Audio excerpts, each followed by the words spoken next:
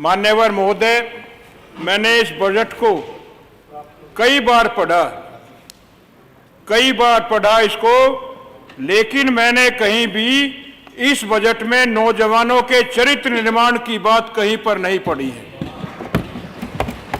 जो सबसे अहम है, इतिहास इस बात का साक्षी है, जिस देश के नौजवान कमजोर हो जाते हैं, बलहीन हो जाते हैं, चरित्रहीन हो जाते हैं, वो देश टूट जाया करता है, वो कभी भी जो है उन्नति नहीं करता है। एक बार कुछ ऋषि मुनि रावण की लंका देखने के लिए गए। ऋषि मुनियों को रावण जो है लंका दिखा रहा है, खुश हो रहा है, ये मेरी जो है सोने के भंडार हैं, ये चांदी के भंडार हैं, ये मेरे शस्त्रों के भंडार हैं, ये मेरी जो है पुलिस है, ये मेरी मिलिट्री है।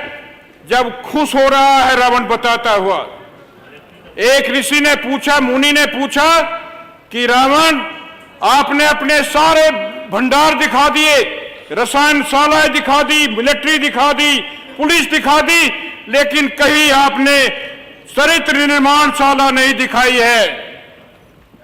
आपके यहां पर कोई चरित्र निर्माणशाला नहीं है। तो रावण कहता है, हाँ, मैंने चरित्र निर्माणशाला नहीं बनाई।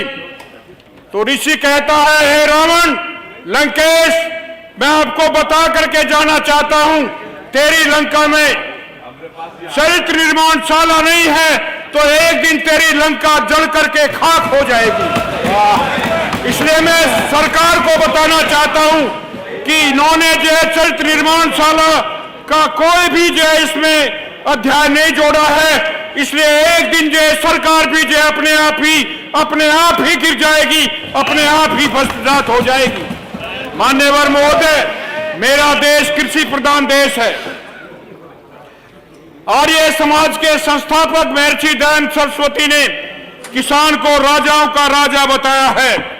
हम सब अन्नदाता कहते हैं, हम सब अन्नदाता कहते हैं। चौधरी चरण सिंह जी ने, जो प्रधानमंत्री थे हमारे, उन्होंने किसानों के लिए बहुत अच्छी अच्छी बातें कही थी।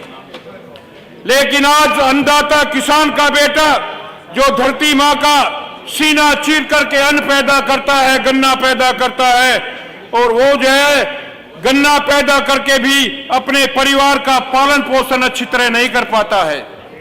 रात को जब वो सोने के लिए जाता है अपनी चारपाई पर, उसको नींद नहीं आती है। उसको अपने बेटी की शादी की चिंता है, जो 30-32 साल की हो गई है। उसको जो बिजली के बिल भरने की चिंता है, जो आज तक बिल नहीं भरे गए हैं। उसको अपने बच्चों के फीस की चिंता है, और इस चिंता में वो करवट बदलता रहता है, और उसको नींद नहीं आती है। सुबह उठ करके फिर अपने काम में चला जाता है। जिस देश में, जिस प्रदेश में अन्नदाता किसान का बेटा सारे देश को खिलाने का काम करता हो, और उसका बेटा रात को भूखा सोता हो, तो ऐसी सरकार को जो है नौजवानों के दिल और दिमाग में ऐसी सरकार को बदलने के लिए जो है एक आवेश होना चाहिए। नौजवान साथियों, मैं आपको बताना चाहता हूं कि माननीय अखिलेश यादव जी ने जो सारी बातें यहां पर रखी हैं, किसी ने भी उसका विरोध नहीं किया है, क्योंकि वे सारी की सारी सत्य थी। 100 नंबर की गाड़ी चला करके, 102 नंबर के एम्बुलेंस चला करके, 108 नंबर के एम्बुलेंस चला करके अखिलेश यादव जी ने सिद्ध कर दिया था कि वो 36 बिरादरी का नेता है, 36 बिरादरी की बातें सुनने वाला है।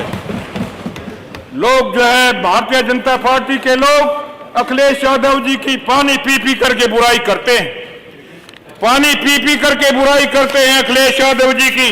लेकिन मैं बात बताना चाहता हूं कि अखिलेश यादव जी ने जो काम करके दिखा दिया है, वो आज तक न तो किसी ने किया है। घड़ी का भी ध्यान रखेंगे, 5 मिनट का समय था आपका। चमन को सींचने में मैं अखिलेश यादव जी की तरफ से कहना चाहता हूं, चमन को सींचने में कुछ पत्तियां गिर गई होगी हमसे, यही इल्जाम है हम पर। अरे चमन को सींचने में कुछ पत्तियां गिर गई होंगी, यही इल्जाम है हम पर। रौन डाला है जिन्होंने पूरे आशियाने को, वही दावा करते हैं रहनुमाई का, वही दावा करते हैं रहनुमाई का। माननीय महोदय, मैं आपके क्षेत्र की कुछ बातें आप लोगों के सामने रखना चाहता हूं। चांदपुर नगर में अब हो गया उमेश जी, देखिए हम आपको टोक नहीं बहुत देते। दिनों बाद मुझे मौका मिला है। वैसे भारतीय जनता पार्टी अभी आप अभिभाषण पर ही बोले थे। सन्यासी का जो है सम्मान करती है। एक मिनट में अपनी बात इसलिए जो रखें। है मुख्यमंत्री आपने योगी जी को बना रखा है। चांदपुर नगर में रेलवे के दोनों फाटकों पर फ्लाईओवर का निर्माण कराया जाए। शिक्षा मित्रों को पुनः सहायक अध्यापक बना करके 40,000 रुपया वेतन दिलाया जाए। बागड़पुर, मुस्ताबाद, जलीलपुर, सिसोना, पीपलसाना, मसीत बिजली घरों का उच्चीकरण कराया जाए। मुझे पीछे की सीटों पर बैठा रखा है, इसलिए मैं आपसे निवेदन करूंगा कि कैमरेमैन को कह दे कभी कभी स्वामी ओमेश के ऊपर भी कैमरा लगा दिया करे। ध्यान रखिए। मेरे चांदपुर क्षेत्र में जहानाबाद से नारनौल तक गन्ना, इसके बाद श्री प्रकाश द्विवेदी जी अपनी मैया कुर्सी के पे किनारे पहुंच के पर बोलेंगे। बना करके किसानों की फसलों को बचाया जा सके। आपने मुझे बजट पर बोलने का मौका दिया, आपका मैं आभारी हूं। धन्यवाद। फेसबुक और यूट्यूब के बाद अब आपका पसंदीदा चैनल न्यूज़ 18 डेली हंट पर भी फॉलो करें।